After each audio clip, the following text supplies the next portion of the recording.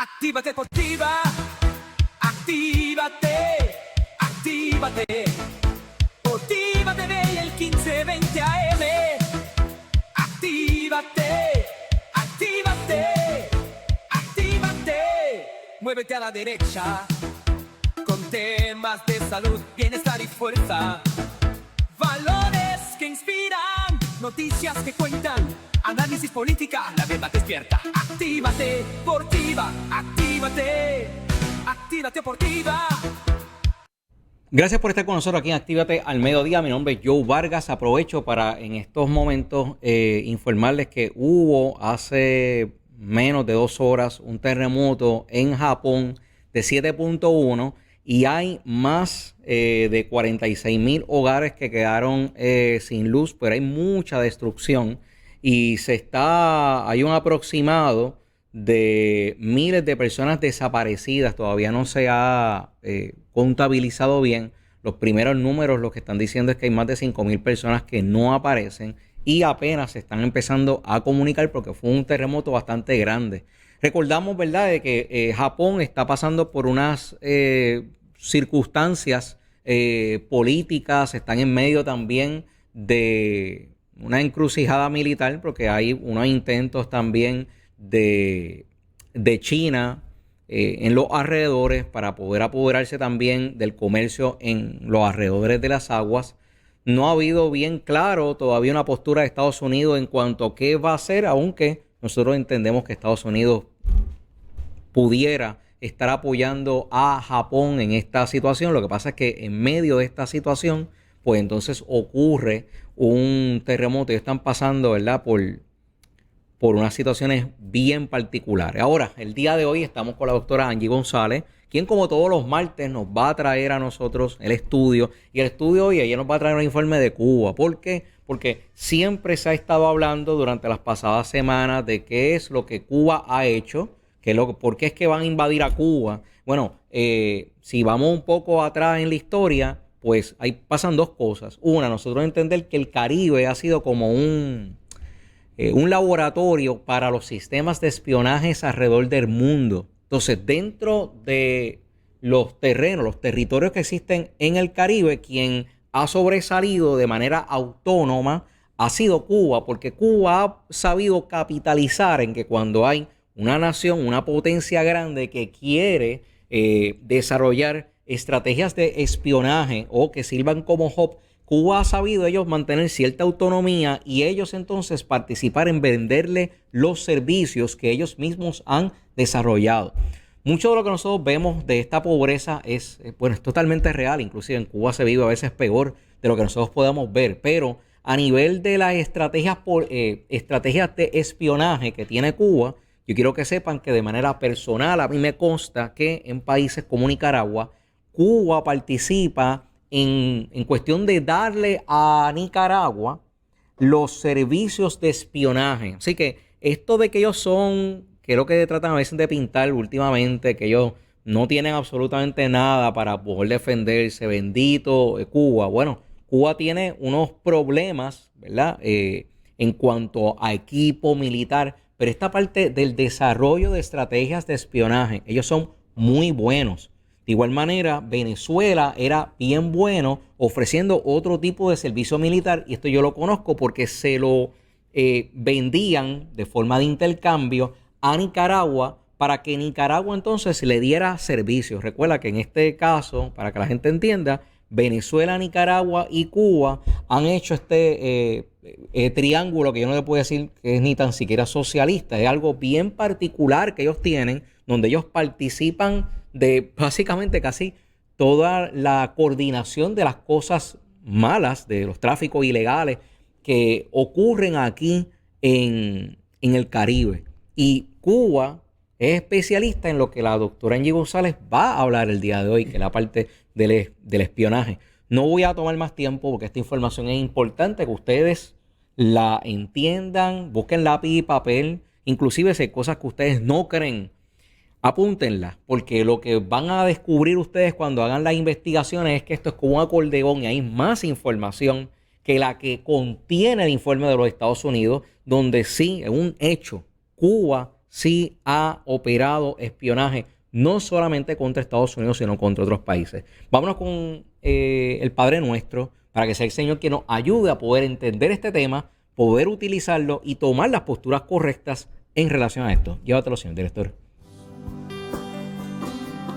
Padre nuestro que estás en el cielo, santificado sea tu nombre.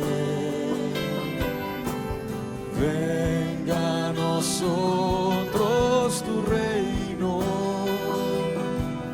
y hágase tu voluntad,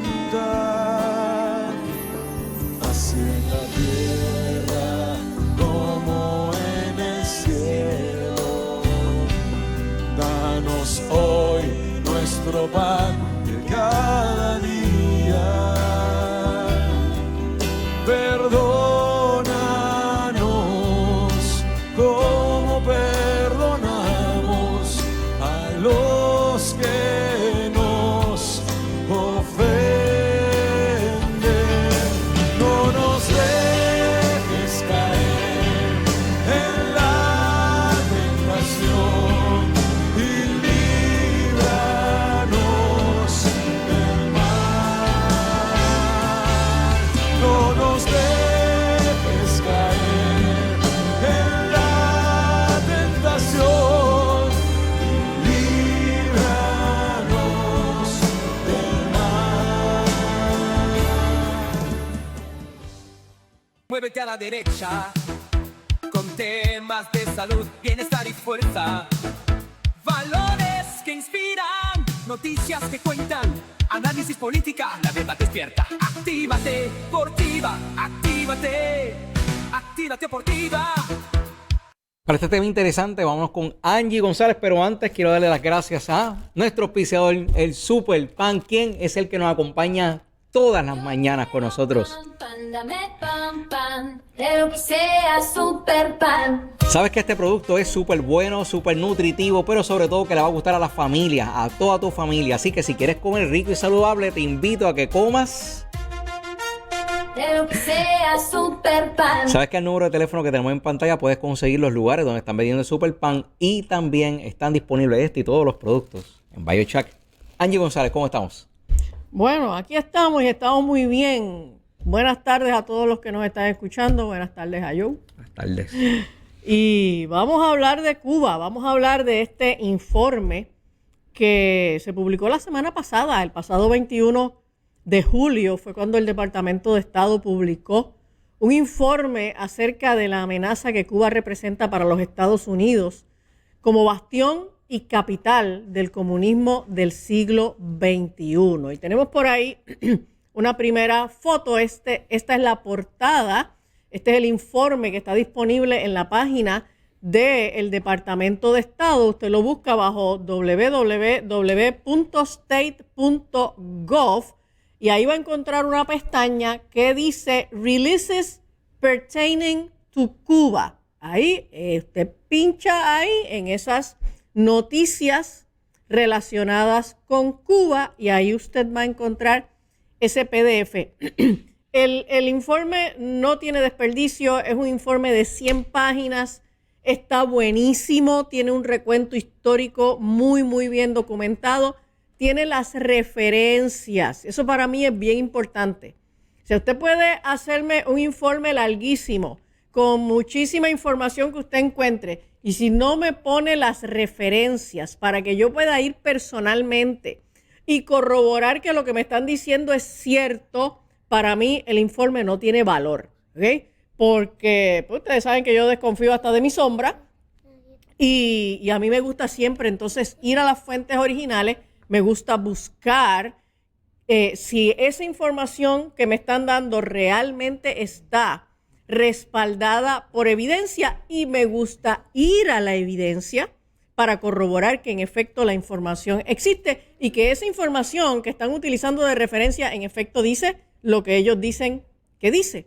Porque créame que no ha sido en muchas ocasiones, pero en algunas ocasiones me he encontrado con que citan un estudio yo voy al enlace, busco el estudio y encuentro que las conclusiones del estudio son exactamente las contrarias de las que dice la noticia. Así que no porque una referencia aparece, necesariamente eso significa que le están dando la información correcta. Yo soy suficientemente desconfiada como para pasar el trabajo de seguir indagando y busco y doy una miradita en las referencias. Y este informe está muy bien documentado, está muy bien respaldado por evidencia. Las referencias están ahí, usted las puede buscar.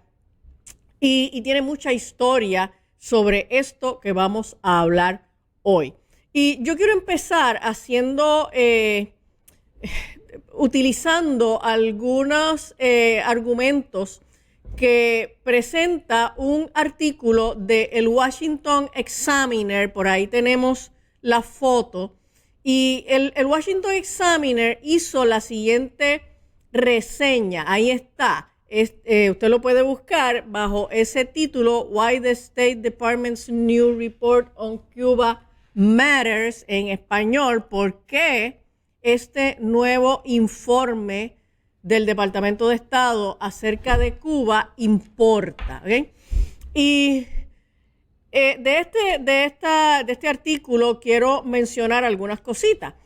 Cuando se publicó, el secretario de Estado, Marco Rubio, dijo, y eso lo levanto de ese artículo, él dijo que durante más de 6 décadas el régimen cubano ha sido el principal patrocinador estatal del radicalismo de izquierda y del tercermundismo en Estados Unidos. Y el Departamento de Estado está exponiendo toda la historia del espionaje y la subversión cubana en nuestro país. El pueblo estadounidense merece saberlo. Esas fueron las palabras de Marco Rubio. Y durante demasiado tiempo, la verdad sobre el régimen cubano ha estado oculta a pesar de que sus horrores se observan a simple vista. Y el Washington Examiner también presenta un poco de historia, pero el informe, ya les digo, menciona mucha historia importante. Si por favor me pueden poner la próxima foto.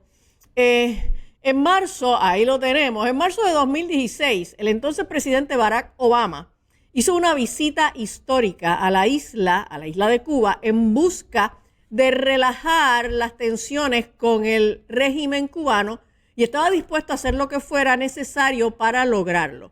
Y en su intento de normalizar las relaciones, Obama reabrió las embajadas en Washington, D.C. y La Habana, autorizó vuelos comerciales al país y eliminó la designación del Departamento de Estado de Cuba como un patrocinador estatal del terrorismo que todas las administraciones, tanto republicanas como demócratas, habían mantenido desde 1982. Así que fue Obama el que después de décadas viene y dice, ¿saben qué? Cuba no es un riesgo, Cuba no es un peligro. Dame la siguiente foto. Ahí está Obama en un reportaje que se hizo para aquella época, donde Obama afirmó que Cuba no es una amenaza para los Estados Unidos. Y pues a él le parecía que no era una amenaza por razones, ¿verdad?, que yo no voy a discutir en este momento. A pesar de que Cuba ha permitido que tanto Rusia como China y también Irán usen su país como la base de operaciones para el espionaje contra los estadounidenses, y los diplomáticos estadounidenses han sido blancos de ataque, han sido acosados y gravemente heridos en el país. Y durante casi 7 décadas, el régimen cubano ha llevado a cabo una campaña sostenida de subversión contra los Estados Unidos. Y esa campaña comenzó en el momento en que Fidel Castro y sus seguidores tomaron el poder en 1959. O sea, esto no es nuevo. Y cuando usted busque el informe, cosa que yo le recomiendo porque realmente está muy bueno, usted se va a dar cuenta de que hay un relato histórico bien extenso, bien amplio, que empieza desde que Fidel se apropió del poder en Cuba. Y desde sus inicios, la prensa pintó a Fidel Castro como un luchador por la libertad. Alguien que luchaba por la democracia a pesar de que fue la persona que la destruyó sin compasión allí en Cuba. Y la prensa y la academia se esforzaron por dar cobertura y camuflaje al régimen por décadas, lo que explica en gran medida por qué la dictadura cubana ha durado tanto. Porque entre la prensa y la academia, pues se han dedicado a lavarle la cara a la dictadura cubana. Y los adherentes de izquierda más extremos no querían aliviar las tensiones, querían la revolución. Así que cuando Obama va a Cuba a tratar de aliviar las tensiones, en realidad el único que quería aliviar las tensiones era Obama. Bueno, Obama en representación de los Estados Unidos, pero los cubanos realmente lo que querían era revolución, porque eso es lo que siempre han querido. Y querían revolución incluso en los propios Estados Unidos y buscaban avanzar en su lucha global contra el capitalismo y contra América. Y en consecuencia, el régimen cubano se convirtió en la vanguardia de la revolución, intentando difundir el comunismo desde América Latina hasta África y aún más allá. ¿Okay? Eso suena así como Buzz Lightyear. Ellos quieren difundir el comunismo al infinito y más allá. Más allá. y cuando Cuba entró, ayudó y suministró a grupos terroristas palestinos, incluso desplegando encubiertamente una brigada blindada en Siria para luchar contra Israel en la guerra de Yom Kippur en 1973. O sea, la gente tiene esta idea, que es la idea que la prensa y la academia, las universidades, los profesores, todos estos profesores socialistas, comunistas, de izquierda, que tienen las universidades secuestradas, pues a nosotros nos han enseñado que Cuba, bendito, es una pobre nación que está en una pobreza por culpa de los Estados Unidos, por culpa de unos bloqueos y unos embargos y qué sé yo, pero pobrecitos cubanos, ellos realmente lo único que quieren es mantener su soberanía y su libertad, pero ellos no matan ni una mosca. Bueno, mire, el hecho de que usted vaya a Cuba y vea moscas por todas partes no significa que ellos no las matan, significa que es que hay tanta basura que por eso es que hay mucha mosca, ¿ok? Pero Cuba es la capital de un terrorismo y de una fabricación intelectual de ideas de extrema izquierda que se han diseminado no solamente por toda América, sino por una buena parte del mundo. Y obviamente ellos armonizan con la idea de la violencia porque ellos tienen una visión completamente materialista, utilitarista, en donde el fin justifica los medios. Y Cuba lideró la difusión del comunismo en el hemisferio occidental y también en África. O sea, una de las aportaciones más importantes para que Cuba ha tenido en el mundo durante los pasados 70 años es la producción de intelectuales, de gente que va a Cuba a adiestrarse, a absorber ideologías políticas radicales para salir entonces no solamente a terrenos de terrorismo o de guerrillas, sino a las universidades y a las más altas esferas de los puestos políticos en diferentes países. Y la Agencia de Inteligencia de Cuba estaba en la vanguardia, sobresaliendo de manera notable. Y Brian Latell, que este señor es un ex analista de la CIA, él escribió en 2012 un libro titulado Castro's Secrets. Ahí lo tenemos. Esa es la portada del libro Castro's Secrets. Y en ese libro él dijo que, y lo voy a citar, muchos oficiales retirados de la CIA se asombran de cómo Cuba, una pequeña nación insular, pudo desarrollar unas capacidades clandestinas tan excepcionales y llevar a cabo tantas operaciones exitosas contra objetivos estadounidenses. O sea, la capacidad de desarrollar trabajo de terrorismo, trabajo de espionaje, trabajo de inteligencia de Cuba no es algo de poca monta. Y de hecho, durante casi 2 décadas, la principal experta en Cuba de la Agencia de Inteligencia de Defensa, Ana Belén Montes, fue en realidad una espía cubana.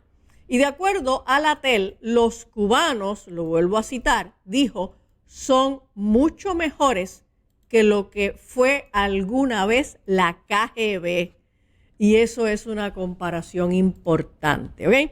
Ahora, vamos al informe. Lo que estuve mencionando hasta ahora fue parte de lo que levanto del artículo del Washington Examiner, pero vamos ahora directamente al informe.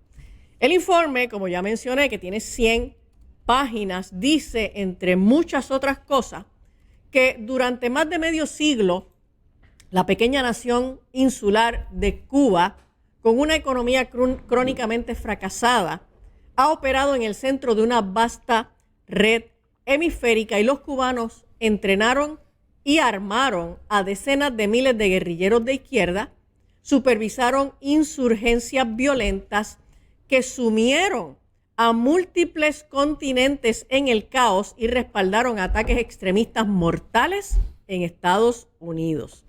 Y la propia isla se convirtió en el principal refugio seguro para terroristas estadounidenses fugitivos que estaban huyendo de la justicia por bombas, robos a mano armada y asesinatos, así como una base operativa avanzada para un elenco rotativo de potencias extranjeras hostiles.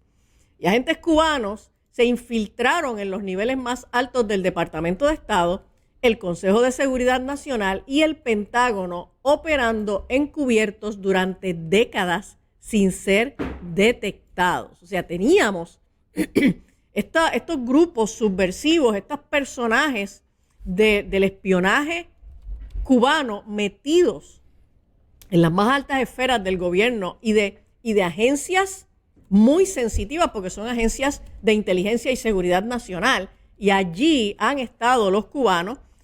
Se han identificado algunos, se han arrestado, se han procesado y han salido por las noticias y han sido famosos, pero a mí no me cabe ninguna duda de que todavía tienen que haber elementos del espionaje cubano metidos en las más grandes agencias, en los más altos niveles de las agencias de los Estados Unidos. Y quizá el frente central ha sido la capacidad de Cuba para crear redes y cultivar activistas para que hagan la voluntad del régimen cubano, incluso dentro de los Estados Unidos. Y la esfera más exitosa y duradera de la campaña de Cuba contra los Estados Unidos ha tenido lugar en el frente ideológico. Desde la década de los 60, el régimen ha servido como el corazón palpitante de un tipo nuevo y distinto de marxismo forjado alrededor de un resentimiento predominante y un odio fundamental hacia los Estados Unidos y hacia Occidente en general. Y los cubanos se dedicaron a reclutar, cultivar y movilizar una coalición global de activistas, intelectuales y grupos políticos en torno a esa causa, construyendo una extensa red revolucionaria que moldeó una parte desproporcionada de los movimientos más famosos e influyentes de extremistas en Estados Unidos, desde los Black Panthers, el Weather Underground y hasta Antifa. Y hoy en día esa red sigue manteniendo vínculos con poderosas organizaciones sin fines de lucro de izquierda, colectivos anti-ICE, grupos socialistas y organizaciones militantes marxistas en todo Estados Unidos. Desde sus principios, desde los primeros años en el poder, el régimen cubano ha creído que su propia supervivencia y sus intereses estratégicos estaban inextricablemente ligados al avance de la izquierda revolucionaria dentro de los Estados Unidos. Y esta convicción ha sido uno de los principios que ha animado la política exterior cubana hasta el día de hoy. Pero a diferencia de la mayoría de los otros estados hostiles, Los esfuerzos de Cuba por influir en la política estadounidense ya no están únicamente impulsados por intereses geopolíticos materiales. Los cubanos siempre han visto la revolución en América como un fin en sí mismo. O sea, ellos hablan de revolución por revolución misma. El fin es la revolución. Y una revolución para cambiar lo que está, y después que se cambia lo que está, no tienen el próximo plan. Después que tumbes el gobierno que existe, ¿cuál es el plan? ¿Qué vamos a hacer? ¿Okay? El plan es el comunismo. El plan es el totalitarismo. Y el plan es la destrucción absoluta de las naciones, como han hecho con Cuba, para enriquecerse en lo personal los líderes de la revolución. Esos que son vistos como héroes por el socialismo y el comunismo, como los héroes de la revolución, en realidad son líderes tanto o más corruptos que los líderes de cualquier otro país que no es socialista o comunista y que lo que están es buscando su propio provecho a través de las esferas de poder. Ahora, es imposible entender la Cuba moderna sin comprender primero ese carácter único y distintivo, porque desde su fundación en 1959 la razón de ser del régimen en La Habana ha sido la exportación violenta del comunismo al extranjero. Pero su verdadero objetivo, por encima de cualquier otro enemigo momentáneo, siempre ha sido Estados Unidos. O sea, ese marxismo, ese comunismo de Cuba tiene una característica particular con respecto a todas las demás fórmulas de socialismo, de comunismo o de marxismo que usted ve a lo largo de la historia y en otros países. Y es que ese marxismo-comunismo de Cuba existe con un objetivo principal de destruir a Estados Unidos. Ellos se visualizan como David contra Goliat y ellos tienen un odio inherente a su ideología, un odio contra los Estados Unidos. No importa lo que los Estados Unidos hagan, Estados Unidos para ellos siempre es malo, Estados Unidos para ellos siempre es un enemigo y es el enemigo que ellos tienen que derribar. Es una cosa obsesiva.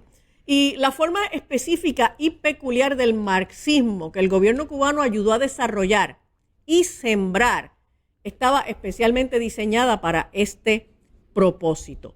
Y uno lo escucha en el discurso, ya no tanto, porque el discurso, por ejemplo, del Partido Independentista puertorriqueño se ha ido diluyendo con los años. Yo no pienso que su ideología ha cambiado. Y quiero ser bien clara con esto. Yo no pienso que las ideas del Partido Independentista puertorriqueño han cambiado.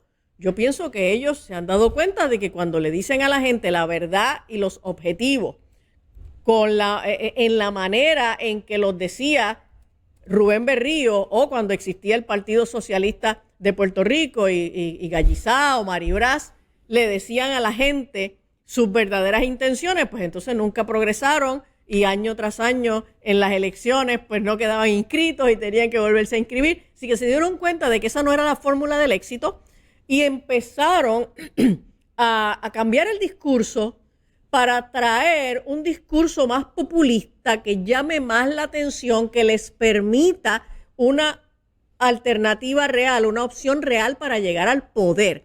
Un discurso populista tipo Mamdani que pues, le ha permitido escalar porque la gente no ve el discurso como amenazante. Pero en realidad, cuando usted busca el discurso, la línea discursiva de Rubén Berrío, Juan Maribraz, Carlos Gallizá, usted escuchaba mucho, constantemente, este discurso contra los Estados Unidos, contra el imperialismo yanqui. Y el enemigo siempre era los Estados Unidos. ¿Okay? Y el comunismo cubano se construyó en torno a una obsesión casi única con la liberación del sur global, la liberación de los pueblos, la liberación de los pueblos. Pueblos que ni siquiera estaban subyugados a nadie, pues ellos necesitaban liberarlos, ¿no? pueblos que eran soberanos, pero era la liberación de los pueblos. Y había que liberarlos de sus opresores coloniales occidentales, aunque fueran repúblicas soberanas, ¿no? Y en la mente de los cubanos solo había un camino hacia ese objetivo y era la destrucción del régimen imperialista yanqui. Y ahora, ¿qué dice el informe acerca de Puerto Rico? Porque nosotros vimos algunas noticias que corrieron por ahí por los medios la semana pasada mencionando esto, destacando esto, ¿no? Porque el informe habla de Puerto Rico. ¿Okay? Vamos a ver qué es lo que el informe dice acerca de Puerto Rico. Agentes de inteligencia cubanos, y esto es lo que dice el informe, agentes de inteligencia cubanos ayudaron a fundar, entrenar y a armar a grupos comunistas puertorriqueños que resultaron ser de los grupos terroristas más activos y mortales en la historia de Estados Unidos. ¿Ok? Así que, como dijo, ¿quién fue? Lola Rodríguez de Tío, que Cuba y Puerto Rico son de un pájaro a dos alas. ¿Ok? Pues sí. Pues sí, esa violencia terrorista de Cuba contra los Estados Unidos se ha servido por mucho tiempo de elementos puertorriqueños para esta lucha contra los Estados Unidos. Y en 1966, dice el informe, Castro convocó la Conferencia Tricontinental y entre las organizaciones presentes en la audiencia estaban la Organización para la Liberación de Palestina, el Vietcong, el Movimiento Pro Independencia de Puerto Rico de izquierda, el Congreso Nacional Africano de Sudáfrica y la Unión del Partido Africano de Zimbabue, cuyos guerrilleros, incluidos grupos entrenados en Cuba, se unirían a militares del CNA para llevar la revolución africana a Rhodesia al año siguiente. Esto fue en 1966. Y ya Cuba estaba entrenando a grupos guerrilleros para meterse en la revolución africana en Rhodesia, y ahí habían organizaciones puertorriqueñas de proindependencia trabajando en eso.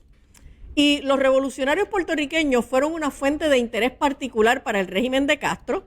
Tanto es así, de hecho, que grandes partes de todo el movimiento fueron efectivamente construidas por los servicios de inteligencia cubanos, creadas, como decía un informe de Los Angeles Times en 1999, en consulta con agentes de inteligencia cubanos. Y entonces tenemos al famoso personaje de Filiberto Ojeda Ríos, que es uno de los terroristas puertorriqueños más infames de la historia moderna.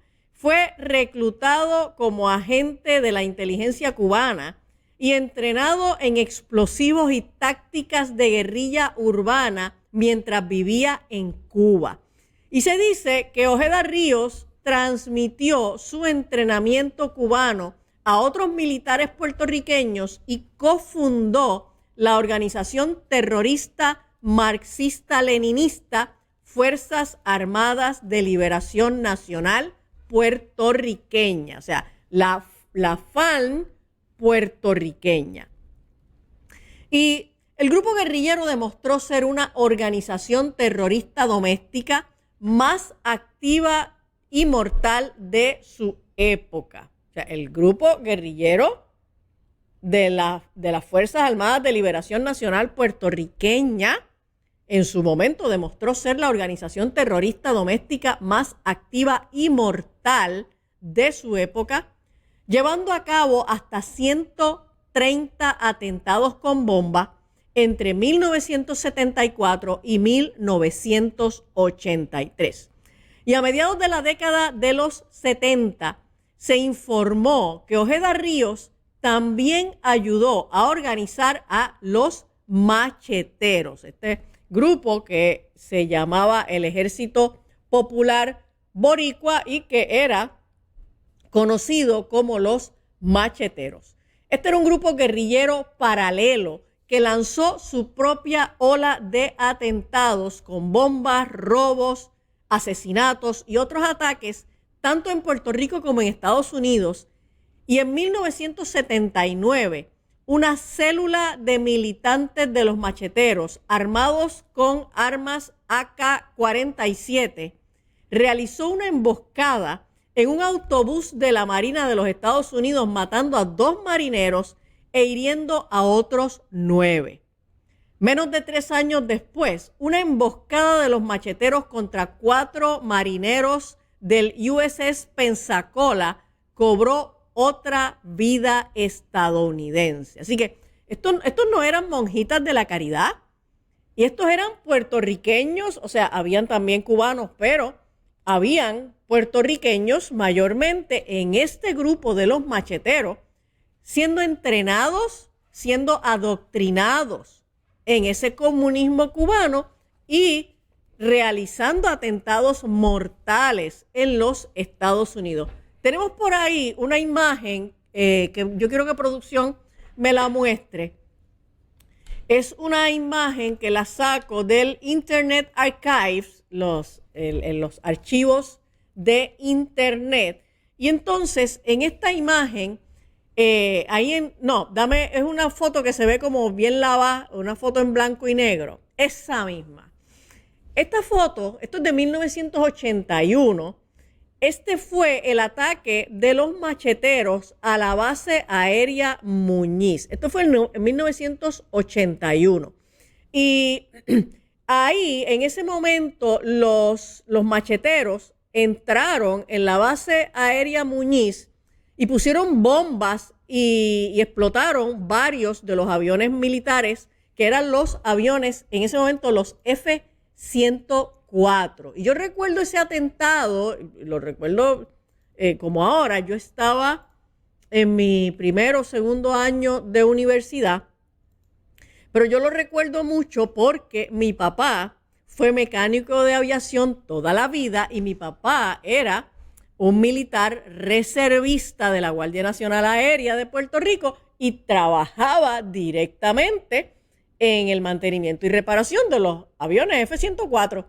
Así que para mí, yo recuerdo que en mi familia, pues fue una noticia bien importante que nos llamó mucho la atención porque papi estaba ahí, ¿ok? Y si usted va a buscar ese documento en el Internet Archives, usted va a ver ahí un reportaje.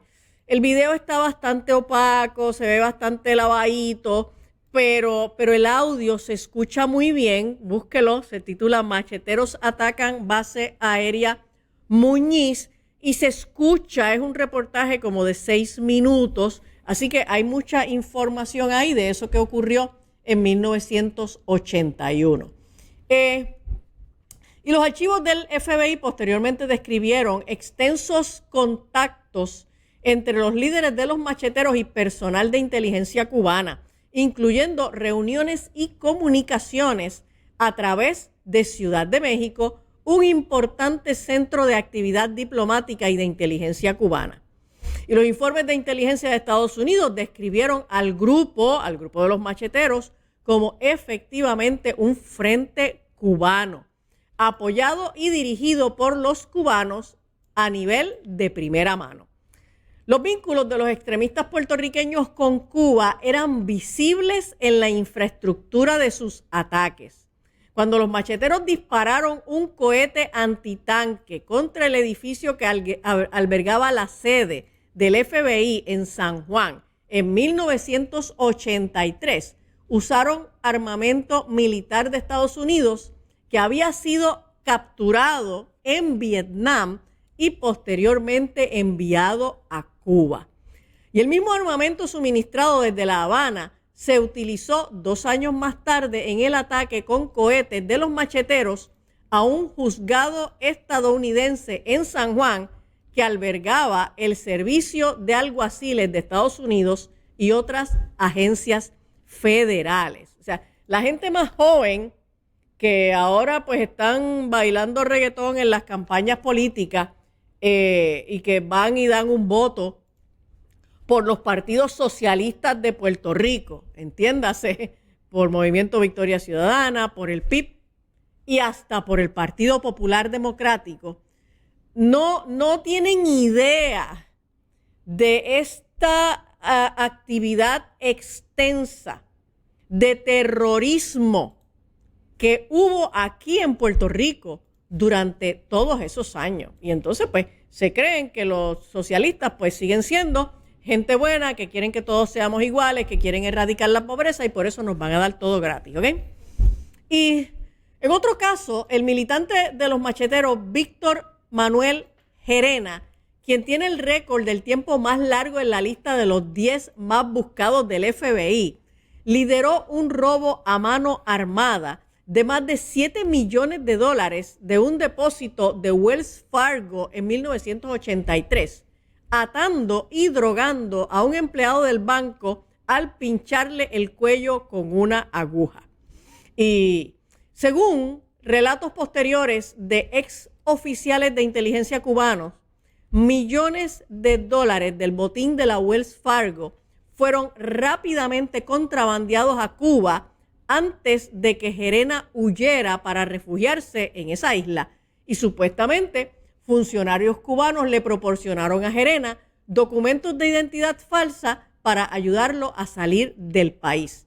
Y le ofrecieron a él mismo refugio también al fabricante, y le ofrecieron el mismo refugio al notorio fabricante de bombas de las Fuerzas Armadas de Liberación Nacional, William Morales, también puertorriqueño, quien huyó a Cuba y vivió fuera del alcance de la justicia estadounidense durante décadas. Porque entonces a todos estos delincuentes terroristas, luego de que ellos realizaban sus atentados, pues entonces salían corriendo, se montaban en un avión, llegaban a Cuba, se montaban en un barco, llegaban a Cuba, y entonces Cuba los recibía con honores y los tenía allí viviendo muy cómodos en recompensa por los trabajos que habían hecho como terroristas. Para 1973 el FBI estimaba que unos 135 militantes puertorriqueños habían recibido instrucción extensa en tácticas de guerrilla, preparación de artefactos explosivos y métodos sofisticados de sabotaje dentro de Cuba. Y hay otras menciones, básicamente eso es lo que el informe menciona acerca de Puerto Rico. Pues Puerto Rico tuvo en las pasadas décadas una participación muy activa, fue muy militante en esta gesta de terrorismo que se originó todo el tiempo en Cuba. Ahora, el informe hace otras menciones interesantes. Obviamente el informe incluye los vínculos entre Cuba y el régimen de la dictadura chavista de Venezuela, así que puede ir al informe y los puede mirar. Y en la década de 1960, La Habana llevó a cabo varias campañas fallidas para exportar la revolución a Venezuela a través de la guerrilla, envíos de armas e intentos de insurgencia como el desembarco de Machurucuto en 1967, en el que cuadrillas de guerrilleros entrenados en Cuba y personal militar cubano, dirigidos por el mismo Fidel Castro, intentaron lanzar un ataque costero en Venezuela en un esfuerzo quijotesco por provocar un levantamiento comunista. Porque los cubanos tienen una obsesión que conlleva, ¿no? Incluye lo que es un delirio de grandiosidad. O sea, Cuba, siendo una isla pequeña, querían, y de hecho lo hicieron, apropiarse de Venezuela, porque Cuba fue quien orquestó este régimen de Hugo Chávez, que todavía es el poder, ¿verdad?, que sujeta a los venezolanos a la miseria. Pero o sea, los Castro lo que querían era quedarse con Venezuela, quedarse con toda la América hispana, quedarse con los Estados Unidos, Es un delirio de grandiosidad como que bien extremo, peor que el de Trump. Y Venezuela estaba entre los objetivos más codiciados de Castro y su régimen dedicó recursos considerables a sus ambiciones revolucionarias allí. Y ninguna de estas campañas insurgentes dio los resultados que Castro esperaba, y no fue hasta que llegó Hugo Chávez al poder en 1999 que los esfuerzos de Cuba dieron su fruto, y en Chávez encontraron a un oficial venezolano radical y ferviente que podía ganar el poder electoralmente, al menos al principio, y refundar el Estado constitucionalmente y establecer una dictadura pro-cubana que abriera las instituciones de una gran potencia petrolera hacia La Habana. Y en poco tiempo el régimen de Chávez le entregó a Cuba las llaves de los recursos, el capital y el poder de uno de los países más ricos de América Latina. Así que si andamos buscando quiénes han sido los culpables de la miseria que vive el pueblo cubano, pues podemos entender que, el pueblo venezolano, pues podemos entender que Cuba es uno de los culpables, uno de los protagonistas en ese proceso de chuparse los recursos de Venezuela y pulverizar a Venezuela hasta llevarlo a la miseria que están viviendo hoy. Porque básicamente Hugo Chávez le entregó en bandeja de plata a Fidel Castro todos los recursos más importantes de Venezuela en el objetivo de entregar recursos para que se siguiera extendiendo este comunismo latinoamericano alrededor de toda América, en Europa y en África. Y tenemos por ahí otra imagen, porque el informe le dedica un capítulo completo al imperio de espionaje cubano. Tenemos por ahí esta imagen, ahí tenemos unos cuantos espías cubanos que han sido arrestados en Estados Unidos y que han ido a cárcel. Algunos de ellos han salido de las cárceles, otros todavía están activamente en las cárceles. Y dame la siguiente foto que está luego de esa. Aquí tenemos entonces a a nuestro actual presidente, ¿no? Porque Cuba canaliza la información y la inteligencia de sus agentes y la recolecta en Estados Unidos hacia estados adversarios como China, Rusia, Irán y Corea del Norte, ¿ok? Y es algo que se ha hecho no solo bajo la presidencia de Díaz-Canel, es algo que se hizo bajo la presidencia de Raúl Castro y bajo la presidencia de Fidel Castro, ¿ok? O sea, este ha sido el modo de operar ordinario, ¿ok?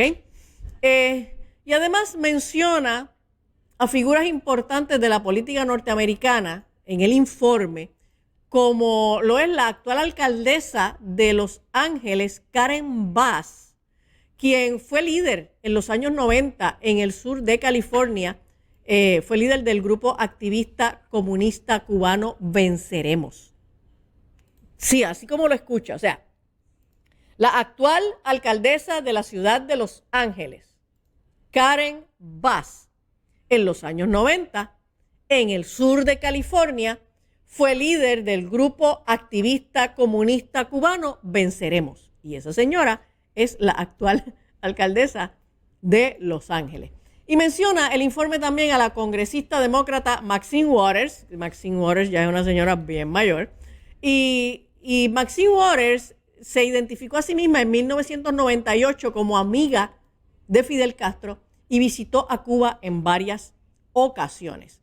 Y el informe también menciona a grupos de activismo socialista que actualmente operan en los Estados Unidos como vinculados con Cuba. Y entre ellos se señala al People's Forum y al Code Pink, que son grupos de activismo en contra de los Estados Unidos, grupos socialistas radicales. De ambos grupos nosotros hemos hablado aquí en programas anteriores y los menciona porque son grupos que cuentan con apoyo de decenas de millones de dólares provenientes de figuras como George Soros y Neville Roy Singham. De ambos también hemos hablado aquí en programas anteriores. Y por último, el informe dice que el Grupo Socialista Demócratas de América, que es un grupo de socialistas demócratas en los Estados Unidos, es un grupo que está teniendo un crecimiento extraordinariamente peligroso, pues este grupo sirve como una ilustración particularmente potente de la victoria ideológica del esfuerzo de Cuba por posicionarse como la capital espiritual del radicalismo tercermundista. Los Socialistas Demócratas de América, esta organización nació en 1982 como una fusión de organizaciones y movimientos socialistas de las facciones de la vieja izquierda con la nueva izquierda, y hoy en día mantienen un compromiso feroz, casi religioso, con la causa del régimen cubano, no porque el grupo esté controlado por agentes cubanos como tal, sino porque ese compromiso se ha convertido simplemente en una ortodoxia política de facto de la extrema izquierda estadounidense. Así que esa ideología marxista, comunista, creada por Cuba, creada por los Castro, 70 años después ha logrado construir un discurso particular, una ortodoxia política particular que solo es, su base, su centro es el odio a los Estados Unidos. Y eso está bien metido, bien intrincado en los grupos socialistas, en el Partido Demócrata de los Estados Unidos. Por eso es que se habla de que hoy el Partido Demócrata es un enemigo de la nación americana. El Partido Demócrata odia a la nación americana. Y el Partido Demócrata en su pasada administración, no solo la pasada administración, sino también la administración de Obama, o sea, esa presidencia que Barack Obama tuvo durante 12 años, no se olvide de que Joe Biden fue el vicepresidente de Barack Obama, y luego entonces cuando Biden se convierte en presidente, ya siendo muy mayor y eternamente de vacaciones, realmente quien presidía la nación tras bastidores era Barack Obama junto con Hillary Clinton y el apoyo económico de George Soros. Ellos fueron transformando la filosofía del Partido Demócrata hasta convertirlo en lo que el Partido Demócrata es hoy, un partido socialista radical cuyo plan es destruir a la nación americana, y la van a destruir desde la presidencia si vuelven a ganar. Así que a grandes rasgos es el informe. En el informe, y no lo voy a discutir porque es bien largo, daría para un programa completo, pero en el informe hay una información bien importante que yo se las voy a mencionar para cucarlos, para que lo busquen y se pongan a leer, en donde relaciona a una persona importante de todo este movimiento de terrorismo cubano. Es un matrimonio, y este matrimonio son las personas que eran mentores de Barack Obama cuando Barack Obama presentó su primera candidatura al Senado de Illinois. Y para que tengan una idea, la presentación de su candidatura él la hizo desde la casa de ese matrimonio, que son importantes figuras del terrorismo cubano en los Estados Unidos. Así que ahí se los dejo para que se metan en internet y se pongan a leer.